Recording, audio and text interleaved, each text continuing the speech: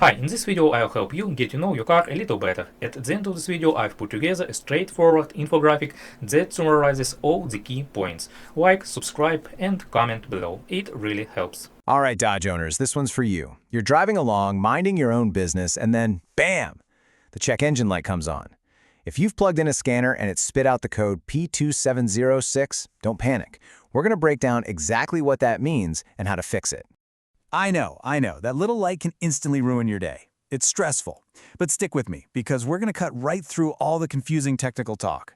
By the end of this, you'll have a clear, step-by-step plan to get this sorted out. Let's get to it.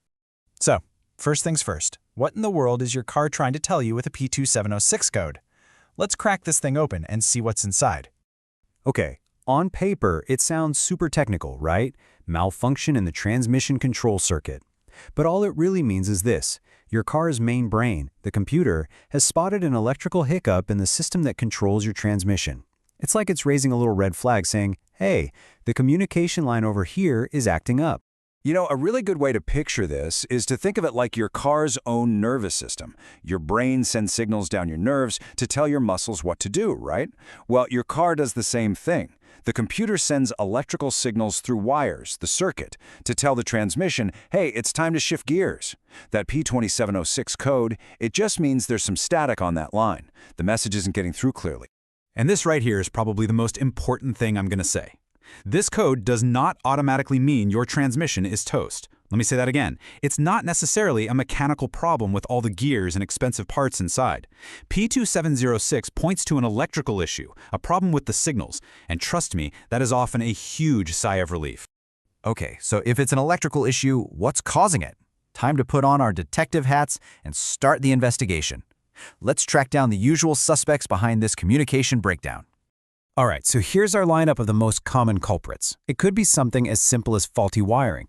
You know, a wire that's been rubbed raw or a connection that's just come loose. Easy fix.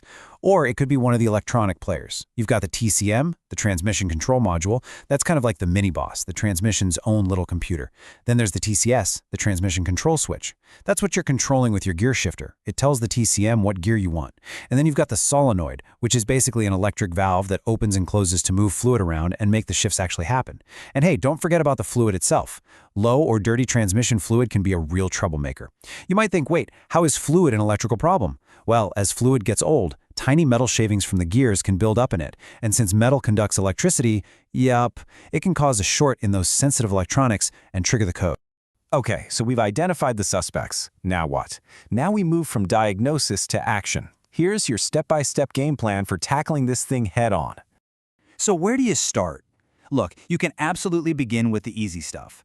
Step 1. Just get your eyes on it. Look at the wiring around the transmission. See anything obviously wrong, like a loose or damaged wire. Step 2. Check your transmission fluid. Is the level right? Does it look clean? These are things anyone can do. Now, if you find a bad part, say a solenoid, and you're handy with a wrench, you might be able to replace it yourself. But, and this is a big but, the most important thing is to know when to tap out. If you've done the basic checks and you're still stuck, there's no shame in calling a pro. That's what they're there for. All right, let's say you've got it fixed. The light is off, the car is running great. Awesome. But how do we make sure this doesn't happen again next month? It's time to talk prevention. You know the old saying, an ounce of prevention is worth a pound of cure, and it's absolutely true with cars. And really, it's not complicated. It's all about building a few simple habits. First, follow the maintenance schedule in your owner's manual for the transmission. That's just non-negotiable. Every now and then when you're under the hood, just take a quick peek at the wiring. And most important of all, get in the habit of checking that transmission fluid. Is it full? Is it clean? These little things can save you so much time, money, and stress down the line. And that's really what it all boils down to. This quote here says it all perfectly.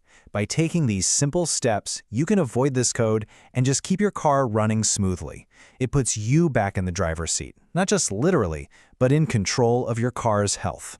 So, I'll leave you with this final thought. You now know exactly how to deal with the P2706 code, but what you've learned here is bigger than just one code. It's about being proactive. So the real question is, what are you going to do with this info? Is your car's maintenance actually up to date? Go check. Thanks for watching.